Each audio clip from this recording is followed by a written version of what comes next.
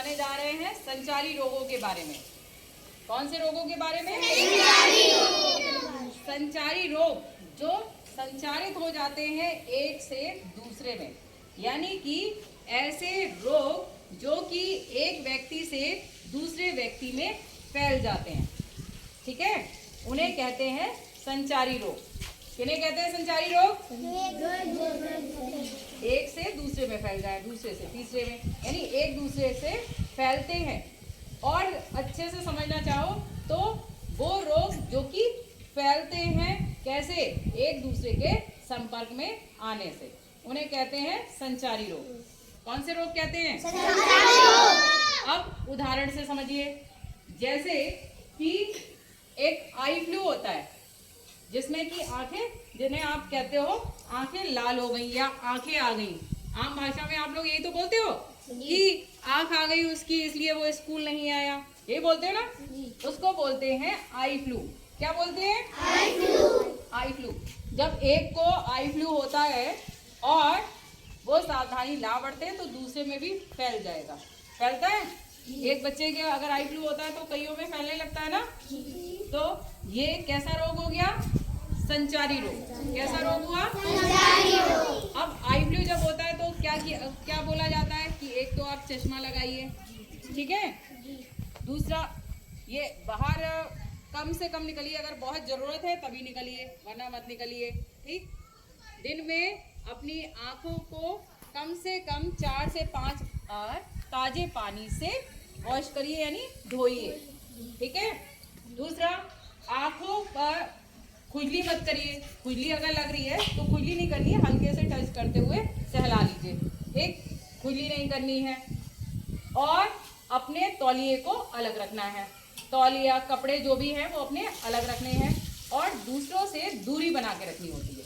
अब ये नहीं है जैसे मैम को अगर बाई चांस आई फ्लू हो गया तो मैम यहाँ पे खड़े होके आप सबसे या इनके पास में जाके अगर बैठ रही हैं तो इनको भी फैल जाएगा, और मैम ने चश्मा नहीं लगाया या अपनी आंखों को दिन में 4-5 बार वॉश नहीं कर रही हैं, ठीक है, और खुजली भी नहीं करनी है बिल्कुल भी आंखों में, तो ये तो एक संचारी रोग बताया।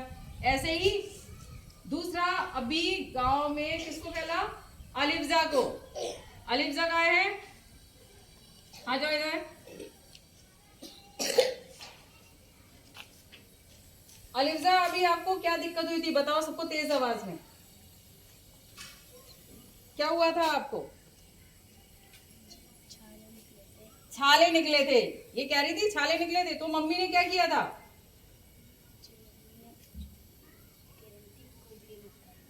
हाँ, खुजली मत करना, क्योंकि पहले भी लगातार मम्मियों को भी और आप लोगों को भी ये चीज समझाई गई थी। जाइए, अब ये जो कह रही है जो इनके छाले निकले या दाने निकले, ये था वो चिकन पॉक्स। क्या था? Chicken pox. ये चिकन पॉक्स एक रोग होता है जिसमें क्या होता है, शरीर पर दाने निकल आते हैं। क्या होता है? शरीर पर दाने निकल आते हैं, उसमें आपको खुजली होगी, बुखार भी आएगा, ठीक है, ये सब दिक्कतें होने लगती है। और उसमें फिर वहां पर भी यही समझाया जाता है, आपकी मम्मियों को भी लगातार समझाया कि अगर ऐसी स्थिति है तो उस बच्चे के जो भी कपड़े होते हैं वो अलग रखने चाहिए, ठीक है, और खाने पीने का भी सबके बर्तन अलग रखिए। उस टाइम पर खाने पीना तो वैसे भी अलग अलग बर्तन में खाना चाहिए, जिससे एक को इन्फेक्शन फैला तो दूसरे को ना फैले, ठीक। और साथ ही साथ इनको ये भी मना किया गया कि बाहर नहीं जाना है, क्योंकि अगर ये बाहर जाती तो दूसरों को भी फैलता। ऐसे ही क्या है, मलेरिया। अब जो सीजन आ गई है इसमें मच्छर बहुत है ना मच्छर जी। तो मच्छरों के काटने से मलेरिया होता है जी। अब मलेरिया किससे हुआ? मच्छर के काटने से हुआ। मच्छर ने आपको काटा, ठीक है, तो आपको अगर मलेरिया हुआ तो आपके खून में वो है जिससे मलेरिया फैलता है, वो आपके खून में आ गया, ठीक। वो किसी और मच्छर ने अगर आपको काटा और उसने जाके सपोज करो इनको काट लिया, तो इनको भी क्या फैल गया? मलेरिया। इनको भी फैल जाएगा ना मलेरिया। अब इनके खून में भी मलेरिया का वो प्रोटोजोन पहुंच गया जिससे मलेरिया फैलता है। किसी मच्छर ने इनको काटा मच्छर तो काटते हैं, अगर मच्छर हैं तो वो काटेंगे, वो किसी और को काटा उसमें फैल जाएगा। तो सबसे अच्छा तरीका क्या है, बीमारी फैलने से पहले ही उसकी रोकथाम कर लें हम। मलेरिया किससे फैल रहा है, मच्छर के काटने से। अगर हम मच्छरों को ही नहीं पनपने दें तो क्या मलेरिया फैलेगा? नहीं फैलेगा ना। तो मच्छरों को ना पनपे उसके लिए हम क्या करेंगे, कहीं भी गड्ढों में पानी वानी नहीं होना चाहिए, कहीं भी पानी भरा हुआ नहीं होना चाहिए। अगर जैसे बाहर नाली वगैरह है तो उनकी प्रॉपर सफाई होती रहे। जब गंदगी नहीं होगी तो वहां पर क्या होगा, जिसके घर के आसपास और घर में गंदगी नहीं होगी तो वहां बीमारियां भी नहीं पनपती हैं, ये मच्छर वगैरह भी नहीं आएंगे। अगर मच्छर आ रहे हैं तो आप लोगों के लिए तो गांव में बहुत अच्छा तरीका है, नीम की पत्तियां ले आइए थोड़ी सी और उन पत्तियों को जला दीजिए। उन पत्तियों का जो धुआं होगा फिर उससे मच्छर क्या है, दूर भाग जाते हैं ना। और भी अच्छा तरीका, मच्छरदानी का इस्तेमाल करिए। रात को जब सोते हैं, हाँ मच्छरदानी है, देखो कितनी अच्छी आप सबके घर में है। अब हर वक्त तो रात को सोगे तभी तो मच्छरदानी लगेगी, अब थोड़ी ना स्कूल आ रहे हो तो मच्छरदानी लगेगी। बाई चांस आते टाइम कोई मच्छर रास्ते में है तो मारना चाहिए। नहीं, मच्छर पूरे नहीं मार पाओगे। फुल स्लीव्स के कपड़े पहन के आओ, है ना, फुल स्लीव्स के कपड़े पहन के आओ, साफ रखिए, ठीक है।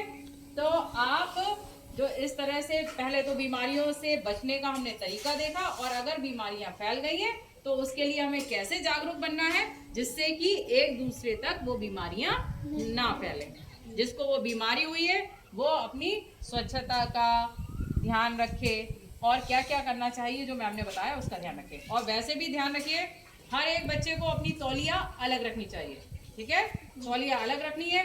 आंखों को नॉर्मली ऐसे भी आंखों में खुजली नहीं करनी चाहिए, दिक्कत हो जाती है, फिर आंखों में खुजली नहीं की जाती है। अगर आंखों में दिक्कत हो रही है तो ताजे पानी से आंखों को वॉश कर लीजिए। ये इसलिए आप लोगों को समझाया जा रहा है, जैसे कि अभी मैम ने बताया ना कि मच्छरों का सीजन स्टार्ट हो गया, बहुत मच्छर आने लग गए गर्मियों में, तो अपनी बचाव अपने हाथ में है, ठीक। और बीमारी हो गई है तो रोकथाम कैसे करनी है, और साथ ही साथ अगर कोई दिक्कत हुई है तो डॉक्टर को भी दिखाना। एक और कॉमन है, आपको कॉमन क्या है, एक और कि कोल्ड, जुकाम हो जाता है ना, जुकाम हो जाता है लगातार, स्कूल में कहते हैं। हाँ, आपको हर चीज हो रखी, खांसी हो गई है। अब जैसे खांसी हो गई, अगर मैम को खांसी आ रही तो ऐसे थोड़ी ना मैम आप लोगों के सामने खांसना शुरू कर देंगी, ऐसे नहीं करना है ना। सबको लगातार बोलते हैं कि अपना हैंकी लेके आएंगे, हैंकी लेके आएंगे। जब भी आपको खांसी या फिर छींक आ रही है तो आप साइड में होंगे, मुंह अपना साइड में घुमाएंगे, हैंकी का यूज करेंगे, ठीक है। क्या करेंगे, हैंकी का यूज यानी कि इस्तेमाल करेंगे, ठीक है।